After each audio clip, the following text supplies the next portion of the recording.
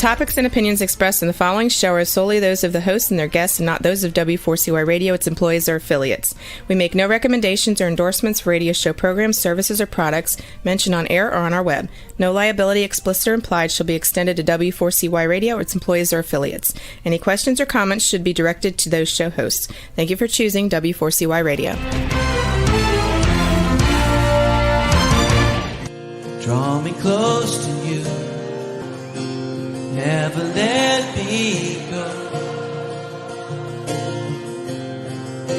and lay it all down again, to hear you say that I'm a friend. Today, the Almighty Creator desires a deep personal relationship with you.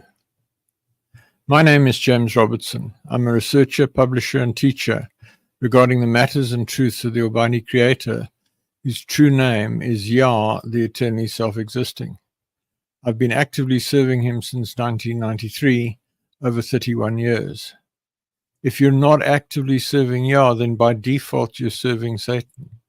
My objective is to show you how you can make a big difference on earth and qualify for a position of high esteem in heaven for eternity.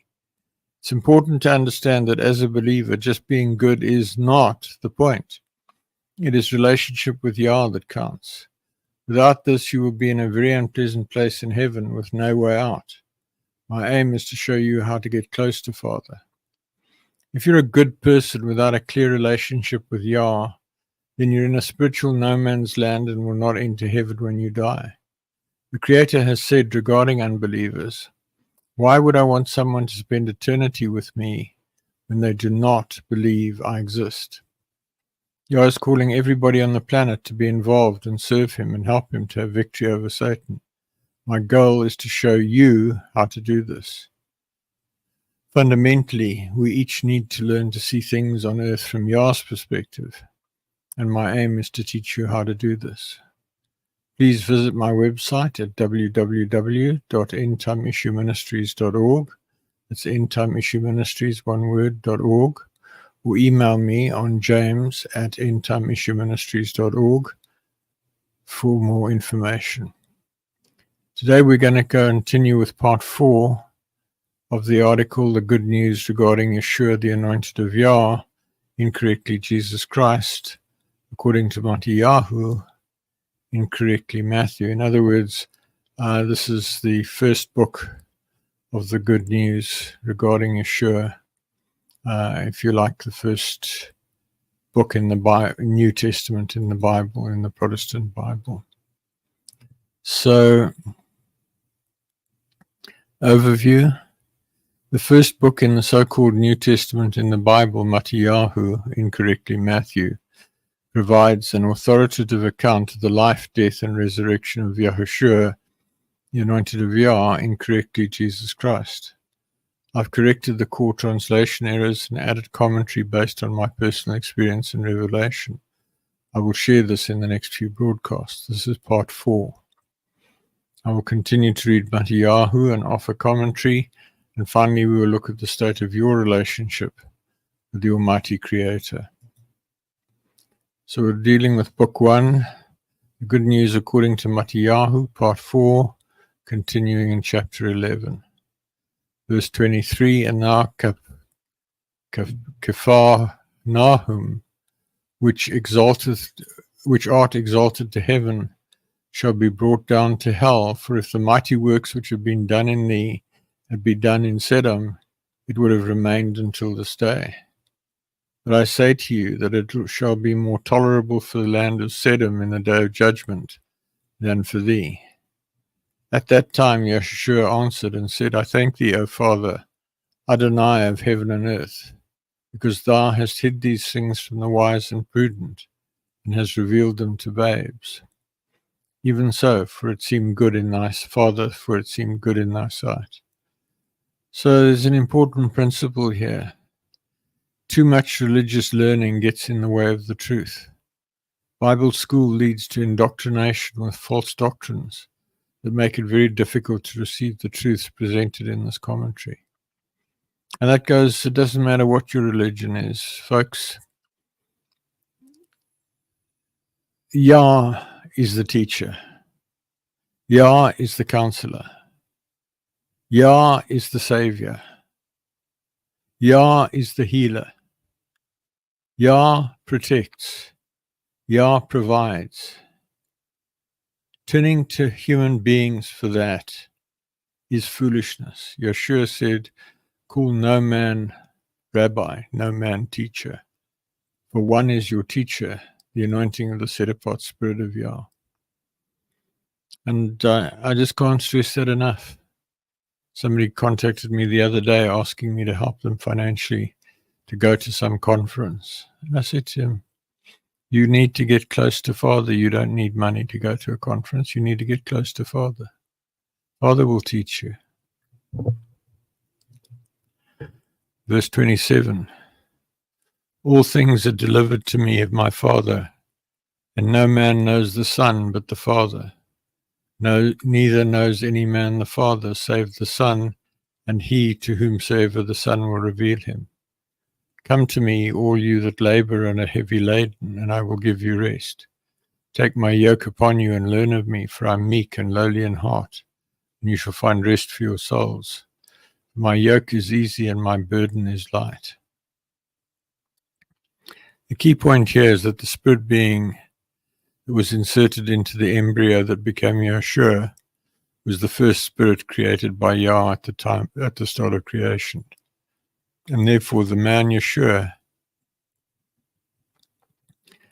had an exceptional relationship with Father Yah and deep insight into Yah's way of doing things, as well as the state of things on earth. I'm meek and lowly in heart. I will give you rest. My yoke is easy and my burden is light. Folks, if you are striving to serve Father, if you are laboring in a physical, human sense, that's not the plan. Give yourself to Him. Invite Him to dwell in you. Invite Him to guide you. Commit yourself to Him. Worship daily, at least an hour. Pray daily, on your knees, at least an hour. Read about Him and His works and His ways and His kingdom, at least an hour. And the rest will fall into place for you. You need to learn about dealing with the demonic and satanic realm. You need to walk in the authority that Yahooshua purchased for you. But it's not that difficult. Chapter 12, verse 1. At that time Yahooshua went on the Sabbath day through the corn, and his disciples were hungry and began to pluck the ears of corn and to eat. But when the Pharisees saw it, they said to him, Behold, thy disciples do that which is not lawful to do upon the Sabbath day. But he said to them, Have you not read what David did when he was hungry, and they that were with him? How he entered into the house of Yah and did eat the showbread, which was not lawful for him to eat, neither for them which were with him, but only for the priests? Or have you not read in the Torah how that on the Sabbath day the priests in the temple profane the Sabbath and are blameless? Notice the fault finding over minor issues. There was so much of great impact happening around Yahooshua. Folks, to that extent, the first few seasons of the movie, The Chosen, makes this quite visible. Yahooshua was performing miracles, and it describes, and the Pharisees and the high priests were pedantically criticizing him for little things where he was breaking man-made laws. There's a thing there around working on the Sabbath that Moshe condemned to death a man who was gathering sticks on the Sabbath. The issue was that he could have gathered the sticks on another day, not that he made a fire to cook on the Sabbath. So they extend it to be careful, and in the process they sin, and they create transgressions that are not transgressions. Verse 6, but I say to you that in this place is one greater than the temple. But if you had known what this meaneth, I will have mercy and not sacrifice, you would not have condemned the guiltless. For the son of Adam is Adonai, even of the Sabbath day. But when he was departed thence, he went into their synagogue, and behold, there was a man which had his hand withered. And they asked him, saying, Is it lawful to heal on the Sabbath day, that they might accuse him? And he said to them, What man shall there be among you that shall have one sheep, and if it fall into a pit on the Sabbath day, will he not lay hold on it and lift it out? How much then is a man better than a sheep? Wherefore it is lawful to do well on the Sabbath. Then he saith to the man, Stretch forth thy hand. And he stretched it forth, and it was restored whole, like as the other. Then the Pharisees went out and held a council against him, how they might destroy him. But when Yahooshua knew it, he withdrew himself from thence, and great multitudes followed him, and he healed them all, and charged them that they should not make him known. So there's a bit of a paradox here. He's healing everybody left, right, and center, and he's saying, don't know, make it known. There's a bit of optimism there, I think. But the key point there, folks, is it wasn't Yahooshua that healed the man with a wizened hand. It was Yah. Yah is the one who gave the commandment, remember the Sabbath day, the seventh day, and keep it set apart. And yet here these human beings who claim to represent Yah on earth condemn Yah himself for healing this man. Because it was not Yahooshua that healed him. He simply exercised his money. He was the conduit whereby the Spirit of Yah in Yahooshua healed the man. And that is an example of how believing authorities turn against Yah, the one that they claim to champion. I, on several occasions, was condemned by religious authorities in churches because the message I was bringing from Yah was not to their liking. On one occasion, my wife and I were sitting at the back of a church when a visiting emissary prophet came and preached, and they had video cameras up and so forth.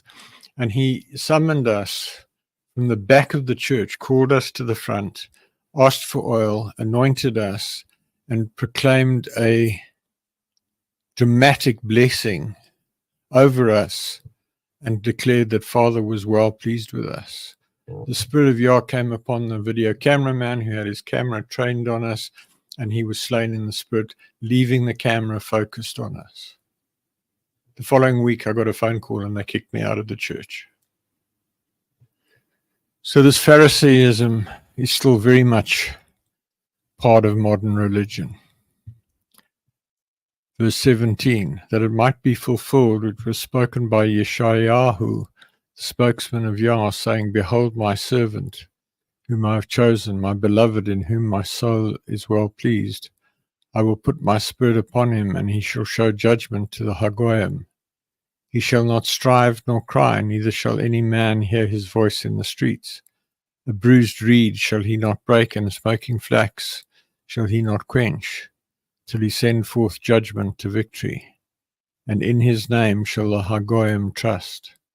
Then was brought to him one possessed with a devil, blind and dumb, and he healed him, insomuch that the blind and dumb both spake and saw.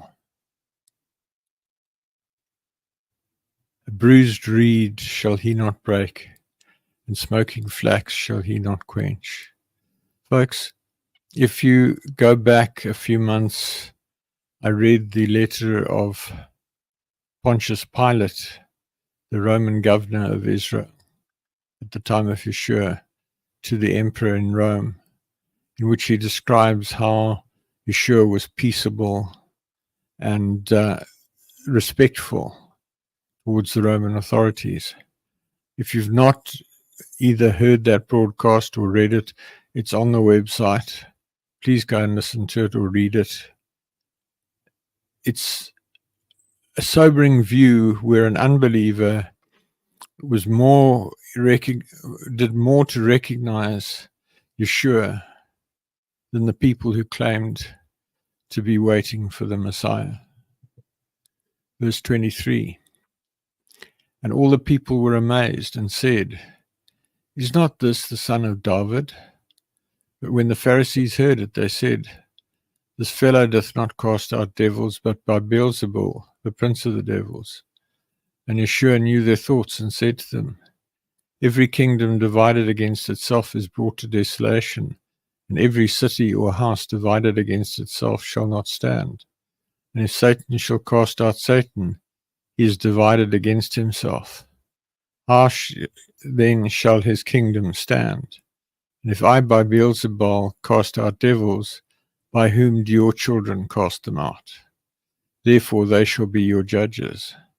But if I cast out devils by the Spirit of Yah, then the kingdom of Yah is come to you. Or else how can one enter a strong man's house and spoil his goods, except he first bind the strong man, and then he will spoil his house? There's a tendency amongst arrogant believers to pass this sort of judgment, which in turn brings harsh judgment from Yah. I don't know, I haven't been counting, but it must be 10 or 20 times where I've had pretty strong believers who disagreed with something that I said, who have accused me of listening to Satan. In the process, they effectively blaspheme the Spirit of Yah in me, and they may well lose their salvation. So just a word of warning, if you find somebody who claims to be speaking on behalf of Yah and you disagree with them, rather just say, I disagree with you. Leave it at that. Don't say you're listening to devils. It could harm you grievously. What do I mean by grievously? You get to heaven, you're told you're rejected, all your sins are laid out to you, you spend time in hell paying the price of all your sins, and when you get out of hell, you're cast into the lake of fire and brimstone, where in a moment of torment and terror, you are utterly destroyed. Think about it the next time you're thinking of cursing one of your servants. So 29, or else how can one enter into a strong man's house and spoil his goods, except he first bind the strong man, and then he will spoil his house? He that is not with me is against me, and he that gathereth not with me scattereth abroad. Wherefore I say to you, all manner of sin and blasphemy shall be forgiven to men, but the blasphemy against the set-apart Spirit shall not be forgiven men. That's the point that I just made. And whosoever speaks a word against the son of Adam, it shall be forgiven him. But whoever speaks against the set-apart Spirit, it shall not be forgiven him, neither in this world, neither in the world to come. Either make the tree good and his fruit good, or else make the tree corrupt and his fruit corrupt. For the tree is known by his fruit. This is absolutely critical. When someone is being led by the Spirit of Yah and someone else, a believer, does not understand what the first person is doing or saying, or disagrees with what they're doing or saying, and then attributes the action or words to Satan, that is true blasphemy. And that person runs the risk of being rejected for eternity and cast into the lake of fire and brimstone to be utterly consumed in a moment of torment and terror after they've been judged. Verse 34, O generation of vipers, how can you, being evil, speak good things? For out of the abundance of the heart the mouth speaks. A good man out of the good treasure of the heart bringeth forth good things, and an evil man out of the evil treasure bringeth forth evil things. But I say to you that every idle word that men shall speak, they shall give account thereof in the day of judgment. For by thy words thou shalt be justified, and by thy words thou shalt be condemned. And certain of the scribes and the Pharisees answered, saying, Master, we would see a sign from thee. But he answered and said to them, An evil and adulterous generation seeketh after a sign, and there shall no sign be given to it, but the sign of the spokesman of Yah, Jonah. For as Jonah was 3 days and 3 nights in the whale's belly, so shall the Son of Adam be 3 days and 3 nights in the heart of the earth. Important to understand that words are enduring in the spirit realm. Once spoken, words continue until they have done the work that they were expressed to do. Idle words have no work to do and continue forever until the day of judgment of the believer concerned. Thus one must be selective in the words one speaks. Notice that Yeshua was not pulling his punches. An evil and adulterous generation seeketh after a sign. Bear in mind that based on what we read a few minutes ago, Yeshua had healed hundreds, maybe even thousands of people. And the scribes and the Pharisees come asking for a sign. Very silly. Verse 41. The men of Nineveh shall rise in judgment with this generation and shall condemn it, because they repented at the preaching of Jonah, and behold, a greater than Jonah is here. The queen of the south shall rise up in the judgment with this generation and shall condemn it. For she came from the uttermost parts of the earth to hear the wisdom of Shlomo, and behold, a greater than Shlomo is here. When the unclean spirit is gone out of a man, he walketh through dry places, seeking rest, and findeth none. Then he saith, I will return to my house from whence I come. When he is come, he findeth it empty, swept, and garnished. Then goes he and taketh with himself 7 other spirits more wicked than himself, and they enter in and dwell there. And the last state of that man is worse than the first. Even so shall it be also to this wicked generation. It's an important principle. When somebody is freed of demons, if they commit sin and open the door for the demons to return, they will come back stronger. If you want to get free of demons, you need to get serious about keeping all 10 of the 10 commandments, which is more difficult than it sounds because the church is lying about the 10 commandments, or the church or the Torah keepers or the whatever. On my website, there's a page on the commandments which explains what the commandments really mean. Get that on, go to that page, clean up your act, go to the page on prayer, pray the prayers to get rid of demons and stay out of sin, and you'll stay free of demons. They have no legal right towards you if you're free of sin. While he yet talked to the people, behold, his mother and his brethren stood without, desiring to speak with him. And one said to him, Behold, thy mother and thy brethren stand without, desiring to speak with thee. But he answered and saith to them that told him, Who is my mother and who are my brethren? And he stretched forth his hand towards his followers and said, Behold, my brother, my mother, and my brethren. For whosoever shall do the will of my Father which is in heaven, the same is my brother and sister and mother. Chapter 13.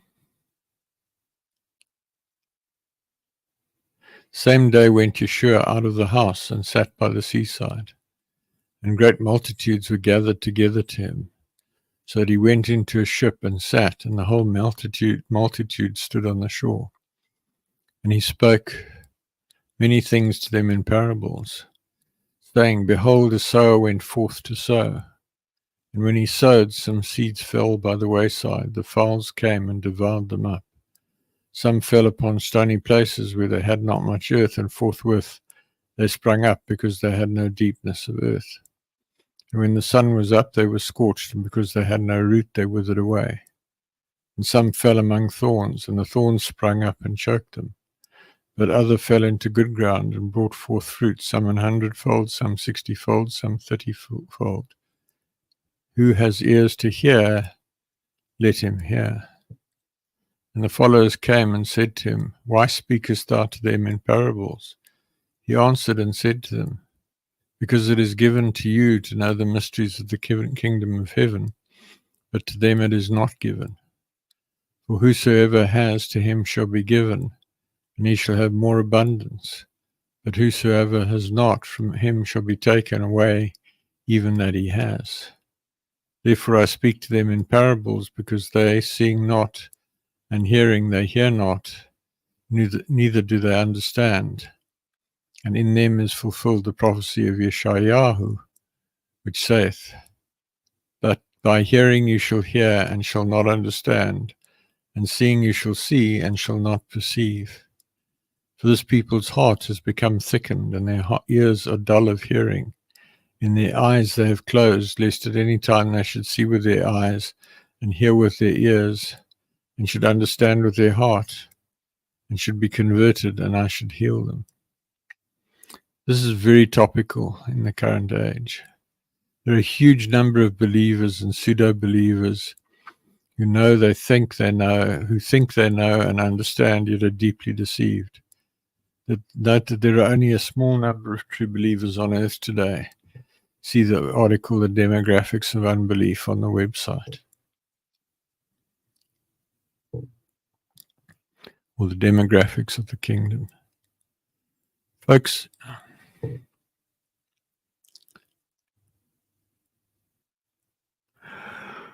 there are a huge number of people, irrespective of religion, who think they understand and do not. They place their reliance in the Quran or the Torah or the Bible or whatever, or some sacred book of Buddhism or whatever. They don't have a relationship with Yah.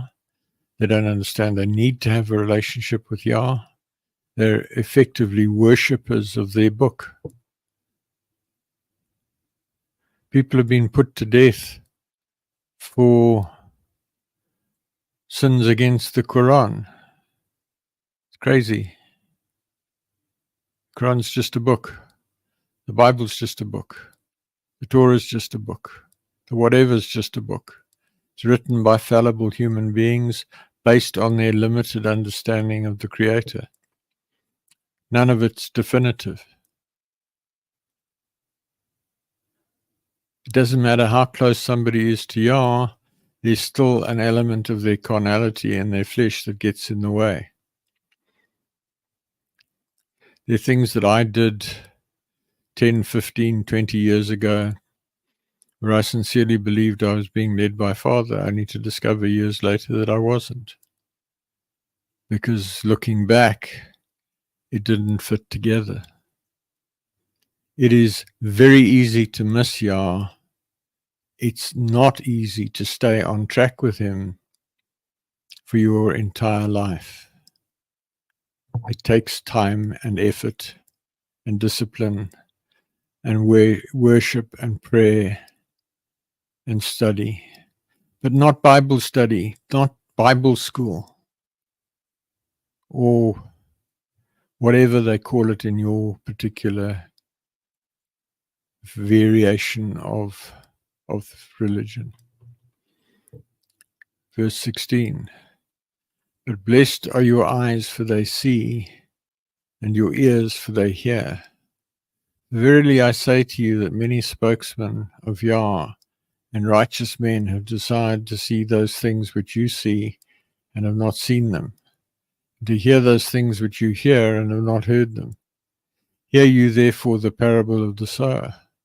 When anyone heareth the word of the kingdom and understandeth it not, Then cometh the wicked one and catcheth away that which was sown in his heart. This is he which received seed by the wayside. But he that received the seed into stony places, the same is he that heareth the word, and anon with joy receives it. Yet he has not rooted himself, but endureth for a while. When tribulation or persecution ariseth because of the word, by and by he stumbles. He also that received seed among the thorns is he that heareth the word, and the care of this world and the deceitfulness of riches choke the word, and he fitting unfruitful. But he that received seed into the good ground is he that heareth the word and understandeth it, which also beareth fruit and bringeth forth, some 100-fold, some 60, some 30.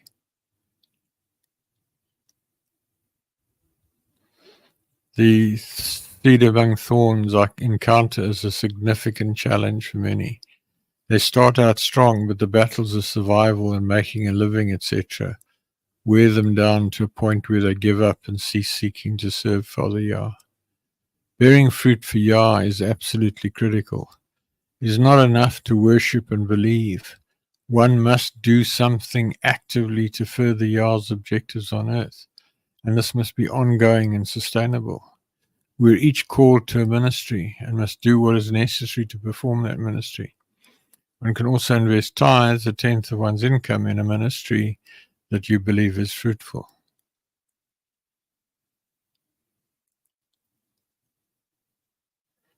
The cares of this world and the deceitfulness of riches. Folks, he's not saying that you can't be wealthy, but you need to get wealthy because of your service to Yah, because he's blessed you, not because you've gone chasing after it. As far as tithes are concerned, if you're a committed believer, you should be giving tithes to a ministry that is feeding you, that you believe is giving truth. It's the responsibility of people who don't have a ministry that they are directly financing themselves, their own ministry, to give a tithe to a ministry that is feeding them, that is helping them to grow with Yah. I have one person who recently started giving me tithes, and he shared with me a few weeks ago that his finances had improved dramatically after he started giving me tithes. And I invest the tithes in mailing lists, in hosting the websites, in funding these broadcasts, and so forth. 24. Another parable put he forth to them, saying, the kingdom of heaven is likened to a man which sowed good seed in his field.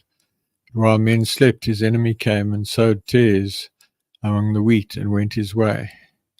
But when the blade was sprung up and brought forth fruit, then appeared the tares also. So the servants of the householder came and said to him, Sir, didst thou not sow good seed in thy field? From whence then has it tares? And he said to them, An enemy has done this. The servant said to him, Wilt thou then that we go and gather them up? And he said, Nay, lest while you gather up the tares, you root up also the wheat with them. Let both grow together until the harvest, and in the time of harvest I will say to the reapers, Gather you together first the tares, and bind them in bundles to burn them, but gather the wheat into my barn.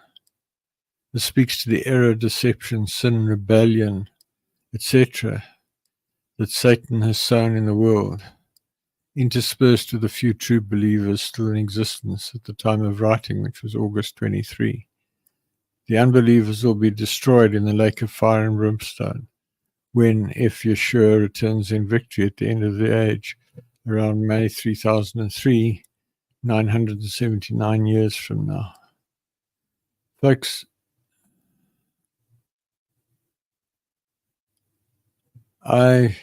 some time ago, probably about 2 years ago, was listening to a really rousing song of worship, which was sung by about 60 people in harmony over the internet during the lockdown. Might have been 3 years ago, probably 2020, actually, maybe even 4 years ago. It was, the harmony was beautiful, the voices were beautiful. They were all online all over the United Kingdom. And Father said to me, only 20% of those people believe in me.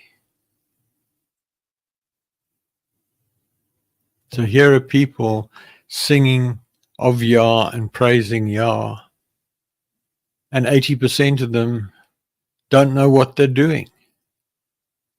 They're not even going to be in heaven. Unless you have a clear, settled assurance that Yah is the creator of the heavens and the earth, and that you have a relationship with him, and that you're working hard to please him and to spend eternity with him, you're not going to cut it. It's that brutal. Verse 31. Another parable put he forth to them, saying, the kingdom of heaven is like to a grain of mustard seed, which a man took and sowed in his field, which indeed is the least of all seeds, but when it is grown, it is the greatest among herbs, and fitting a tree, so that the birds of the air come and lodge in the branches thereof. And another spoke to him, the kingdom of heaven is like to leaven, which a woman took and hid in 3 measures of meal, till the whole was leavened. All these things spake Yahooshua to the multitude in parables, and without a parable spake he not to them, that it might be fulfilled which was spoken by the spokesman of Yah, saying, I will open my mouth in parables, and I will utter things that have been kept secret from the foundation of the world. Folks, it's not good enough to hear and not understand. You need to come to a place where you do understand. You need to come to a place where you're saying, Father, help me to understand. Father, reveal to me what this is about. You need to have a relationship with the Creator. All the rest is fluff and stuff, folks. He wants to be your friend. He wants you to be his friend. And you're not going to get there by going to church on Sunday, synagogue on Saturday, or mosque on Friday. It's fluff and stuff. It's a waste of time. Commit yourself to him. Get on your knees before him. Worship him. You don't have to go to church or synagogue or mosque or whatever to do that. You don't need some other human being to lead you to do that. You do it yourself. Verse 36.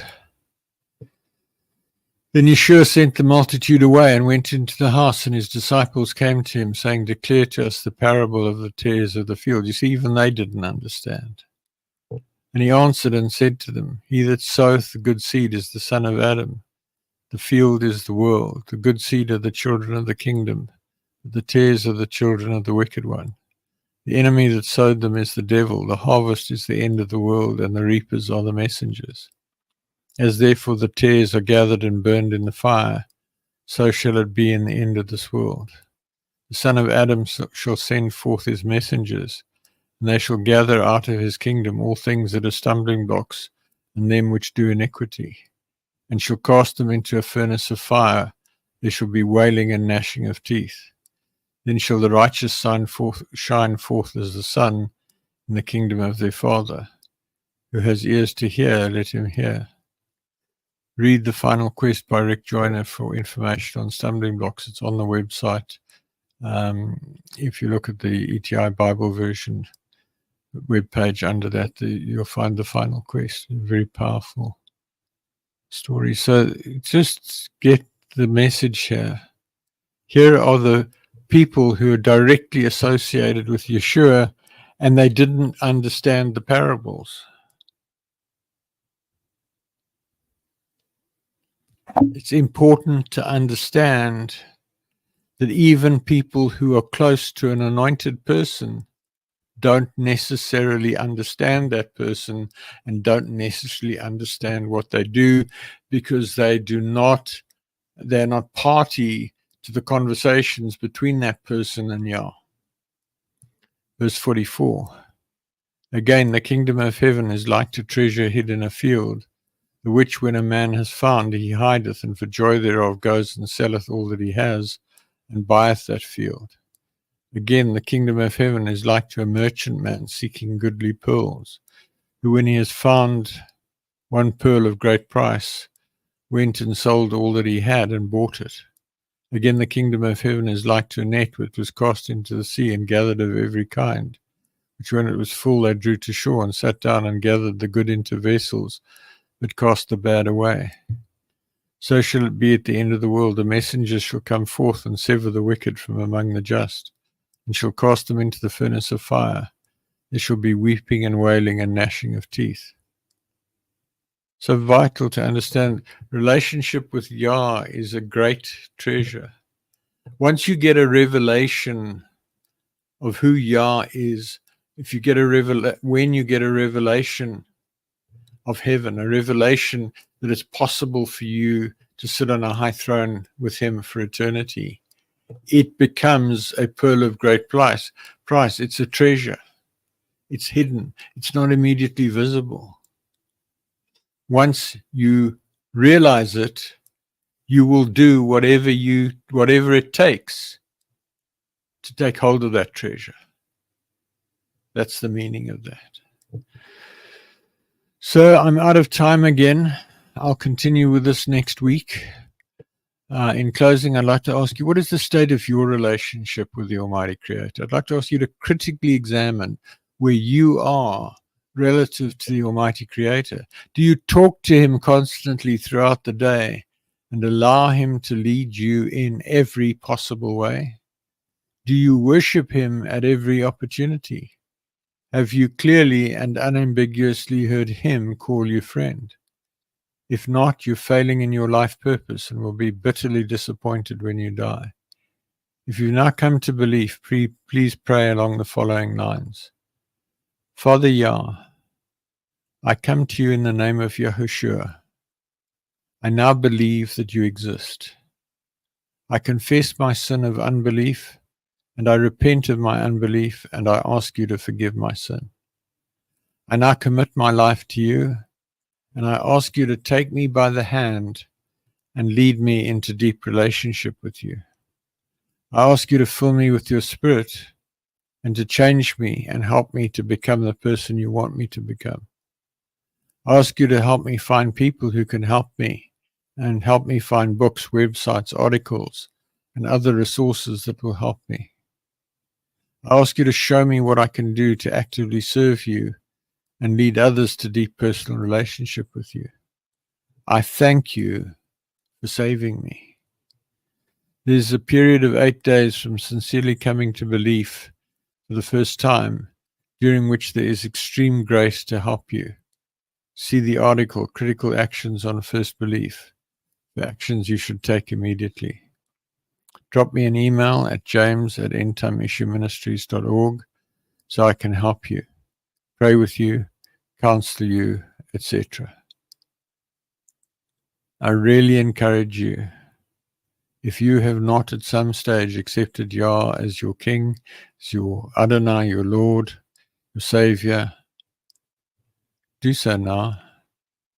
Jesus is not the answer. Yah is the answer.